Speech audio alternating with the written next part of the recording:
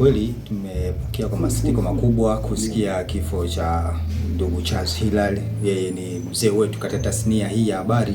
Unaweza kusema Charles Hilary ni mkongwe, tunamuita baba, tunamuita anko, tunamuita babu, kwa sababu niliposikia ile taarifa asubuhi kikweli nilishtuka, kwa sababu haikuwa jambo la kawaida kwamba yani imekuwa ghafla sana, na lakini tuna mambo kujivuna kama sisi waandishi wa habari wa changa, na vile vile tunakaa vizuri kabisa kuhakikisha kwamba kila mtu ambaye sasa tumeacha legacy hiyo na tujifunze basi katika yale ambayo ameweza kutuelekeza mzee wetu wakati anafanya habari za michezo, habari za kimataifa. Kila mtu kwa nafasi yake ambayo yuko vizuri. Kwa hiyo tuseme tu kwamba tumesikitika kwa pamoja kama tasnia ya habari, tumepata pigo kubwa sana. Kikubwa tunasema tu kwamba katika kipindi hiki kigumu basi familia tunaiombea sana, tunaombea Mungu aweze kuwatia moyo, na vile vile tunaombea Mheshimiwa Rais wa Zanzibar na Mwenyekiti wa Baraza la Mapinduzi Dr.